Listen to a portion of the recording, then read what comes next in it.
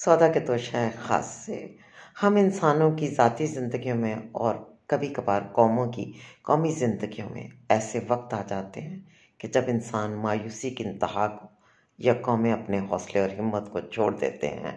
उन्हें लगता है वो किसी बंद गली में आ गए हैं, लेकिन रास्ते हमेशा होते हैं, बंद गली के उस तरफ भी। ये वक़्त की धुंध होती है जो हमें आगे देखने नहीं देती, लेकिन इसमें कभी मायूस नहीं होना चाहिए।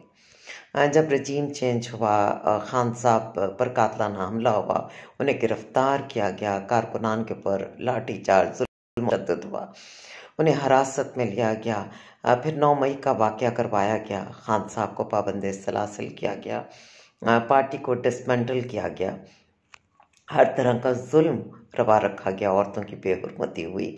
इन तमाम मज़ालिम के बाद जो हमारे आम इंतखाबात थे, इसका एक ढंढोरा पीटा गया।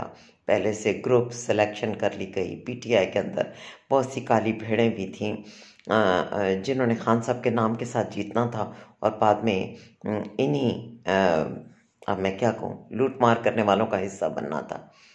इस सब को लेके मुझे पहले से ही अंदाज़ा था कि खान साहब भारी अक्सरियत से जीतेंगे भी, इसमें कोई डाउट नहीं था। पाकिस्तान तहरीक इंसाफ की तरफ से खड़े किए गए आज़ाद निशानों के साथ जो उम्मीदवार हैं वो भी जीतेंगे, इसमें भी कोई शक नहीं था। लेकिन मैं बार बार अपने सर्कल में अपने बच्चों को कहती थी कि बेटे, हमें खुश होना चाहिए कि हम इतने बुरे वक्त में भी जीत जाएंगे, लेकिन ना तो ये खान साहब को आने देंगे, ना ही उन्हें हुकूमत बनाने देंगे, क्योंकि इन लोगों ने और जो फिर इनके पीछे और फिर जो उनके पीछे लोग हैं, उन्होंने डिसाइड कर लिया कि ऐसा कुछ नहीं होगा। लेकिन अब हमें हकीकत पसंदी के साथ ये देखना है कि जो दुनिया भर का मीडिया, स्पेशली हमारे हमसाया मुल्क भारत में, उनके बड़े काबिल दानिश्वरों ने, जर्नलिस्ट ने भी कुछ तज्जिया हमारे बारे में किए हैं, तो वो बात बिल्कुल सच है कि अभी तो पार्टी शुरू हुई है। खान साहब की जान माल इज़्ज़त, पाकिस्तानी अवाम की इज़्ज़त और स्पेशली जो सियासी असीरान हैं, उनके लिए मुश्किलात खौफनाक होने जा रही हैं। इसलिए कि जो जालिम होता है वो बहुत जुड़ा होता है, मुफाद परस्त अपने मुफाद को नहीं छोड़ता।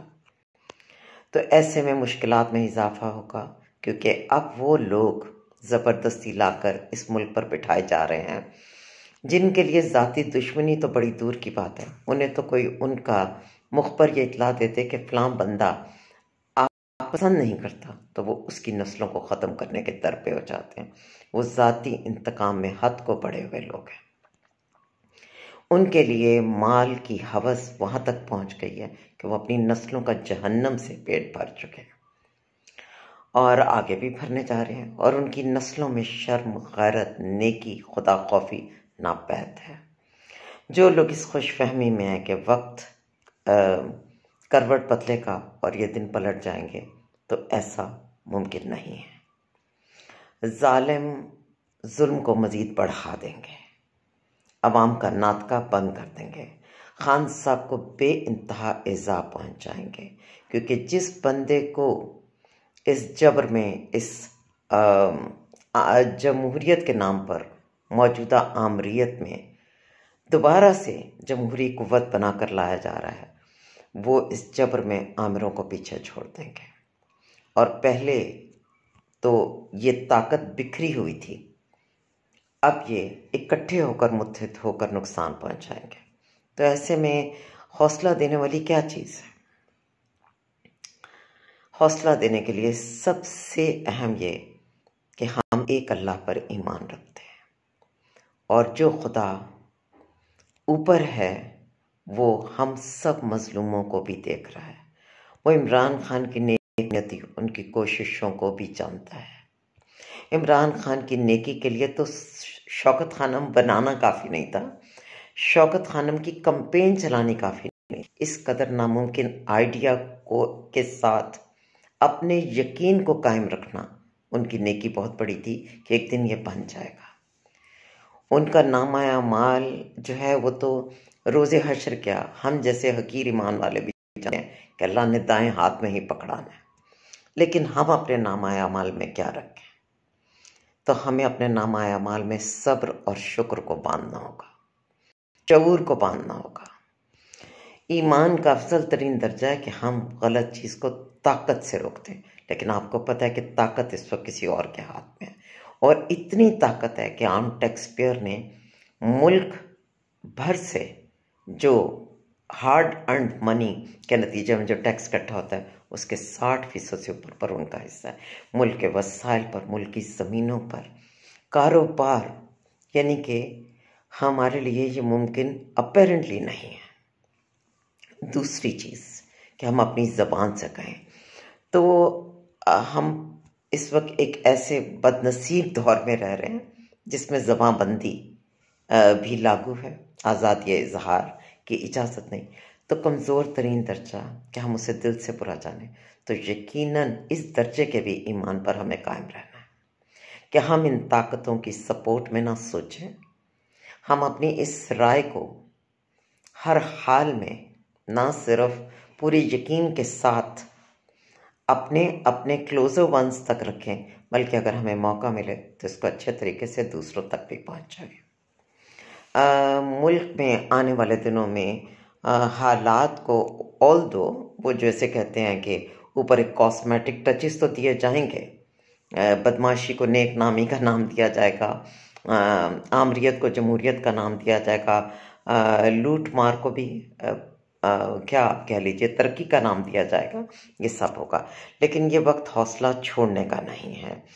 दुनिया की तारीख में देखें तो हमें अंदाज़ा होगा कि आई थिंक, अगर गलती नहीं कर रही, मैं भी फिगर्स में कुछ गलती हो, कि आज तक अमेरिका के मद्दे मुकाबिल जो भी कोई आया है या इसराइल के हवाले से जिसने बात की है, उसमें शायद 1 या 2 ऐसे हुआ है कि जहाँ पर वो रजीम चेंज में कामयाब नहीं हुए या उन्होंने बंदा फारिग नहीं किया। इवन आप देख लीजिए कि पाकिस्तान में किसी भी हुक्मरान पर उस वक्त तक इस मुल्क की ज़मीन तंग नहीं होती या उसके मफादात हिट नहीं होते जब तक वो पाकिस्तान के साथ जो है वो फेथफुल ना हो। आप माजी को देख लीजिए कि सिर्फ वो लोग यहाँ पर अजियत का शिकार हुए जिनका कुछ ना कुछ पाकिस्तान के साथ सिंसेरिटी मौजूद थी। भुट्टो साहब जब तक मुल्क के दुश्मनों के साथ थे और मुस्तकिल उन्हीं का साथ दे रहे थे तो वो महफूज थे। उन्हें सज़ाए मौत तब हुई जब थोड़ा सा वो इस्लामिक ब्लॉक की तरफ आए। ज़ियाउल हक साहब मुकम्मल तौर पर पाकिस्तान बेचने वाले, डॉलर फेंकने वालों की गोद में थे, लेकिन द मिनट उन्होंने सोचा एक इस्लामिक पावर होनी चाहिए, एटमी प्रोग्राम को उन्होंने कंटिन्यू किया, तो आपको पता है उनका तैयारा भी उड़ा दिया गया। आज खान साहब पूरी रोए ज़मीन पर टोटल मुस्लिम जो कंट्रीज़ हैं उनमें से कोई सिंगल मुल्क इसराइल जो है उसके अगेंस्ट खुलकर नहीं बोला, वहाँ के सफ़ीरों को वापस नहीं भेजा गया, उनके लीडर्स की हमायत है। लेकिन इमरान खान का सिर्फ एब्सोल्युटली नॉट ही उनके गले का शिकंजा नहीं बना, बल्कि उनका इसराइल की सपोर्ट ना करना भी उनको यहाँ तक लेकर आया है। बज़ाहिर यही लगता है कि खान साहब एक कमरे तक मुक़य्यद हैं, शदीद ज़हनी दबाव में हैं, उनकी ज़िंदगी जो है वो एक सज़ा बन गई है। लेकिन ये दुनियावी आँख इसको देखती है, ये एक सतही असेसमेंट है, होता ऐसा नहीं है, होता बिल्कुल इसके बरअक्स है। वो लोग जो खुदा पर ईमान रखते हैं, जो अल्लाह ही बाकी रहेगा इस पर ईमान रखते हैं, उनके लिए बहुत छोटी चीज़ें हैं। आई थिंक मुसद्दिक जो थे उनका जो हशर किया था सद्दाम के साथ मिल के, उनकी तो फुटेज भी आप नहीं गूगल पर जाके देख सकते। वो तमाम लोग जिन्होंने कभी भी खैर की, उनको जिस तरह की मौत दी गई, ये कोई नई बात नहीं है, ये रवायत कोई नई नहीं है। लेकिन ये फैक्ट है कि जब कोई बंदा बुलंद मकसद के लिए अपनी जान को अल्लाह के सुपुर्द करता है या किसी नेक कॉज के लिए अपनी ज़िंदगी पूरी लगाता है, तो वो कहीं ना कहीं रिवॉर्ड वापस आना ज़रूर होता है। कभी कभी ये होता है कि उसमें जो देर हो रही होती है, हम अपना सब्र खो रहे होते हैं।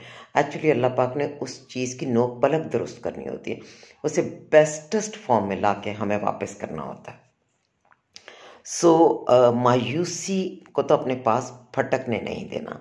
और यहाँ पर मुझे एक बात अभी मुसद्दिक की का जिक्र करते हुए याद आई कि हम बाज़ का खान साहब को सद्दाम से या ऐसे लोगों से मिला देते हैं, जो बैरूनी ताकतों के आशीर्वाद से ऊपर आए, जिन्होंने अपने लोगों पर बहुत जुल्म किया। तो ये भी एक बहुत ही नामुनासिब रवैया है। खान साहब डे वन से किसी इंसानी जान को लेके आगे नहीं आना चाहते थे। वो किसी भी तरह की हथियारों से लैस अपनी हिफाजत की गर्ज से या अपनी पार्टी का एक अलग सपोर्टिव ग्रुप बनाकर ऐसी किसी भी ग्रुप को तश्कील नहीं देना चाहते थे जो कि किसी भी ताकत के इस्तेमाल की सूरत में उनकी मदद के लिए उन दूसरी ताकत पर हमलावर हो। तो इमरान खान अपने साथ एक बड़ा दरवेश, बड़ा एक सूफी माइंडसेट लेके कौम को शऊर देने आए, एक ऐसी सियासी पार्टी बनाई, एक ऐसी सियासी तहरीक चलाई जिसके अंदर इंसानों का, पाकिस्तानी कौम का कोई नुकसान ना हो। बहुत तकलीफ दे पाता है उन्हें पाबंद सलासिल करना, उससे भी ज़्यादा तकलीफ दे पाता है कि उनके बनी गाला घर पर कब्जा कर लेना।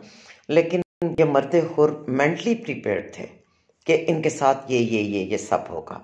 सो वो बड़े बूढ़े कहते थे ना कि दुआ करो कि अल्लाह दुश्मन भी गैरत और शर्म वाला हो।